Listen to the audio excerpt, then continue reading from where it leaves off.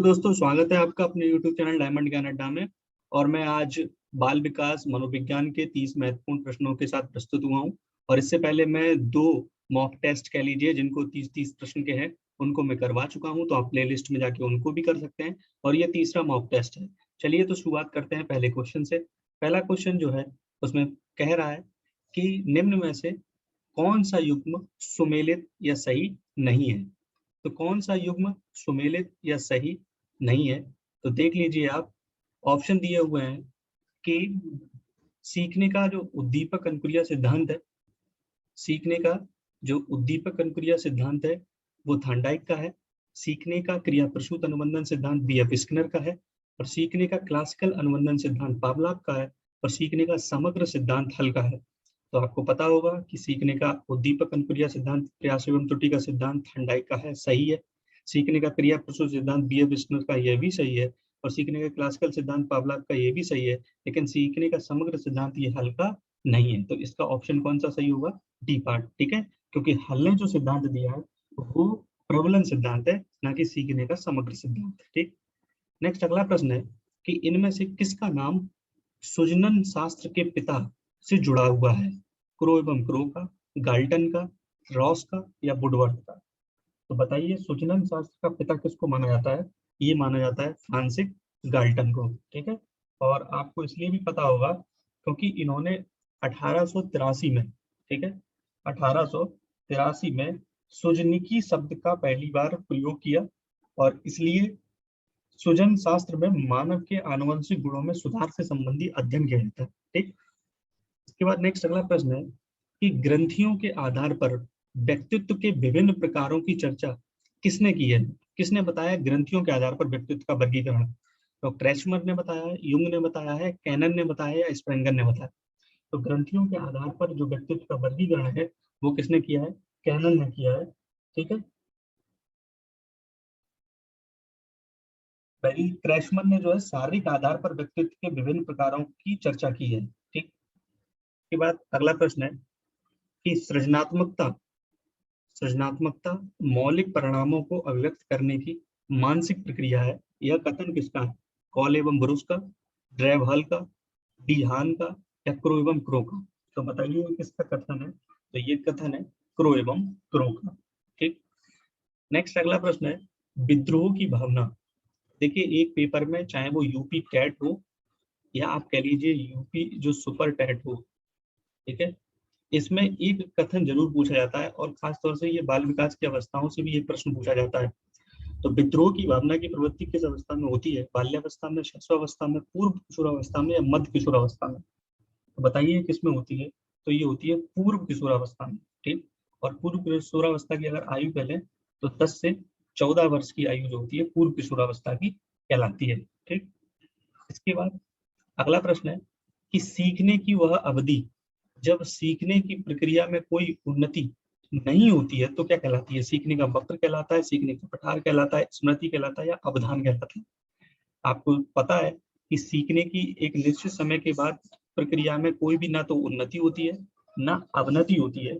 और इसको क्या कहते हैं? सीखने का पठार कहते हैं। जब ना तो उन्नति होती है ना अवनति होती है, ऐसी प्रक्रिया में वो सीखने का पठार कहलाता है। नेक्स्ट अगला प्रश्न है कि बुद्धि लब्धि निकालने का सूत्र क्या है? तो बुद्धि लब्धि का सूत्र क्या होता है? मानसिक आयु बटे एम ए, मानसिक आयु बटे वास्तविक आयु सी ए इंटू 100। तो मानसिक आयु बटे वास्तविक आयु इंटू 100, तो इसका ऑप्शन कौन सा हो जाएगा? सी पार्ट हो जाएगा, ठीक है। ये बहुत बार पूछी गई है। इसके बाद नेक्स्ट अगला प्रश्न है कि सीखने में प्रयास व भूल के सिद्धांत के प्रतिपादन किसने किया है? कोहलर ने, पावलोव ने, थॉर्नडाइक ने, गेस्टाल्ट ने? तो प्रयास एवं त्रुटि का सिद्धांत सबको पता है किसने दिया है? थॉर्नडाइक ने दिया। नेक्स्ट अगला प्रश्न है कि सामान्य मनुष्य कोशिका में गुणसूत्रों के जोड़े होते हैं 22, 23, 24 या कोई नहीं? सबको पता है 23 जोड़ी गुणसूत्र होते हैं, या संख्या पूरी टोटल कह दे तो 46 होती है, ठीक है। नेक्स्ट अगला प्रश्न है कि क्रिया प्रसूत अनुबंधन सिद्धांत के प्रतिपादक कौन है? हॉल है, थॉर्नडाइक है, हेगार्टी है या स्किनर है? तो बताइए, क्रिया प्रसूत अनुबंधन सिद्धांत के प्रतिपादक बीएफ स्किनर है, ठीक है।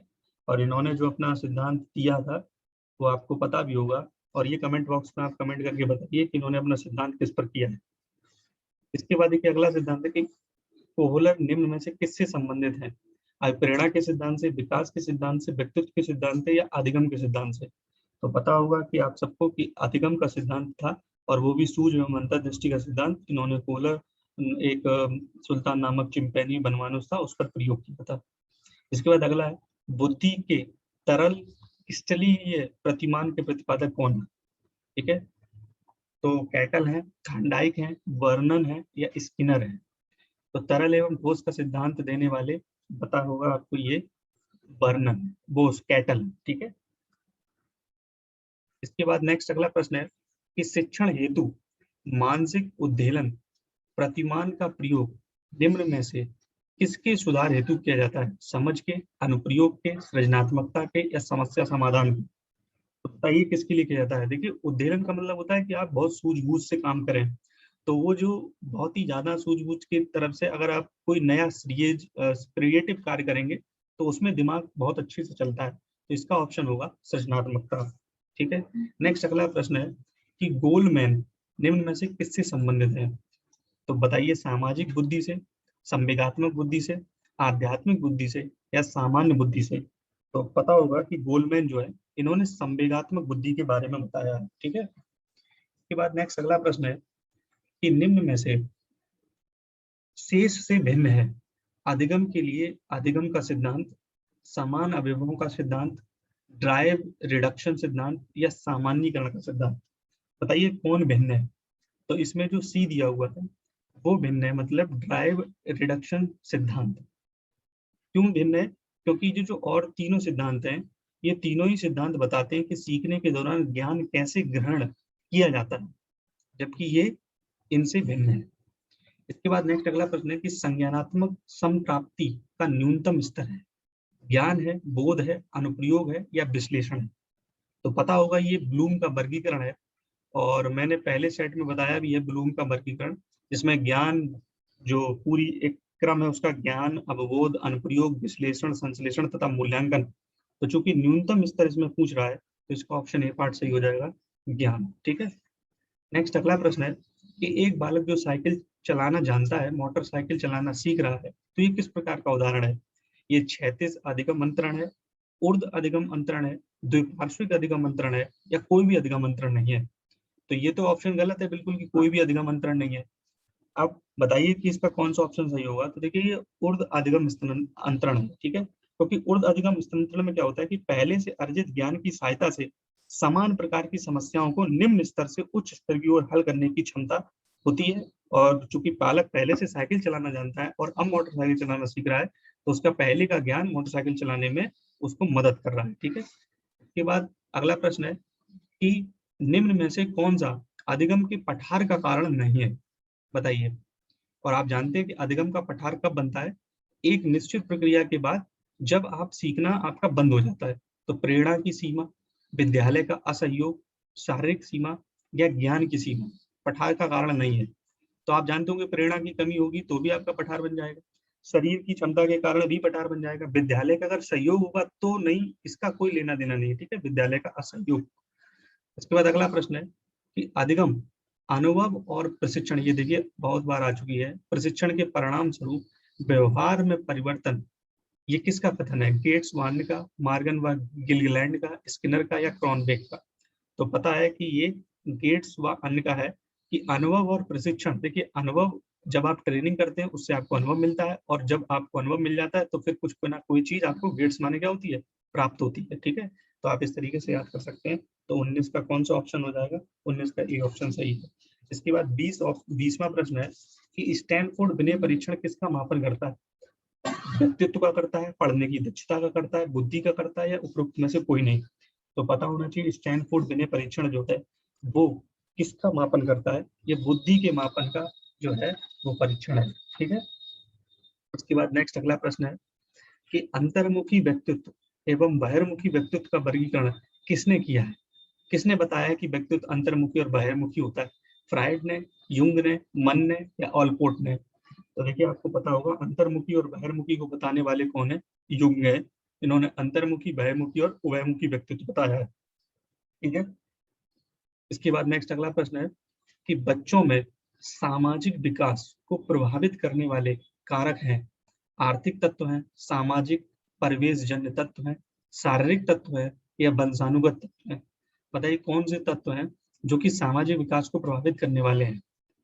तो सीधी सी बात है, आपको पता होगा कि सामाजिक परिवेश जन्य तत्व जो होंगे वो सामाजिक विकास को प्रभावित करने वाले तत्व के अंतर्गत आएंगे।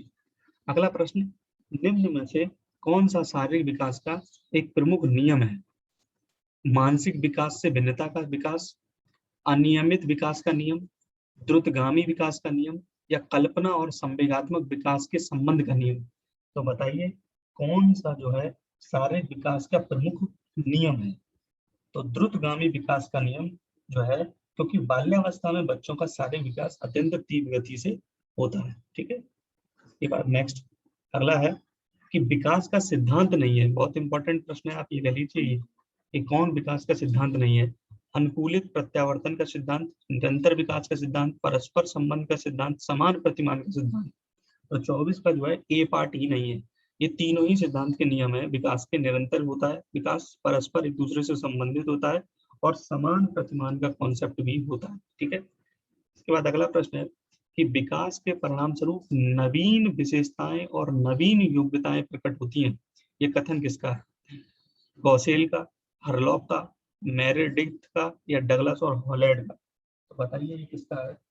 जो है उपयुक्त कथन इनमें से वैसे तो जो ऑप्शन जो है वो किसका है? ये हरलॉक का है।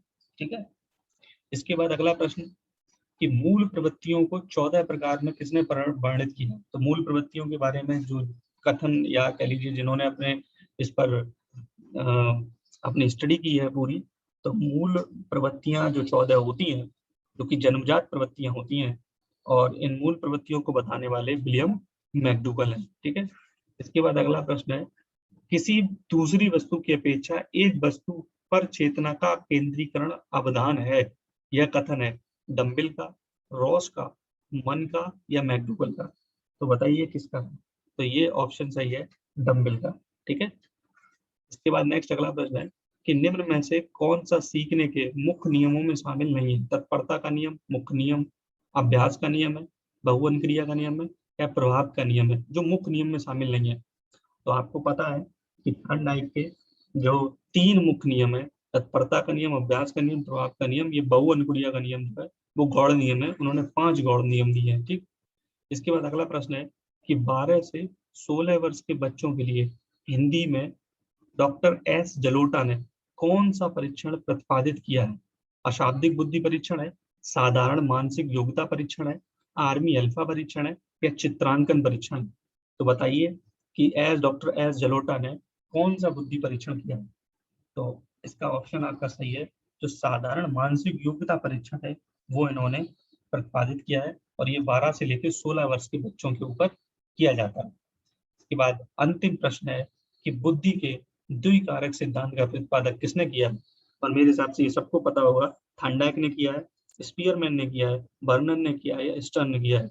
तो बुद्धि का द्विकारक सिद्धांत जो है वो स्पीयरमैन ने दिया है, और इन्होंने द्विकारक बताए थे कि बुद्धि में एक एस और एक जी फैक्टर होता है, या जीएस फैक्टर के प्रतिपादक स्पीयरमैन है, जिसमें जी माने होता है जनरल, एस माने होता है स्पेशल।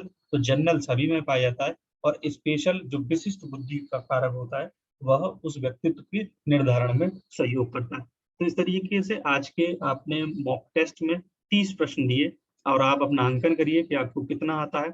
और इसी तरीके से अगर वीडियो आपको अच्छी लगी हो तो जरूर लाइक करिए, और चैनल को सब्सक्राइब नहीं किया है तो चैनल को सब्सक्राइब कर लें और बेल आइकन को प्रेस कर लें, ताकि नियमित रूप से आपको वीडियो मिलती रहे। धन्यवाद।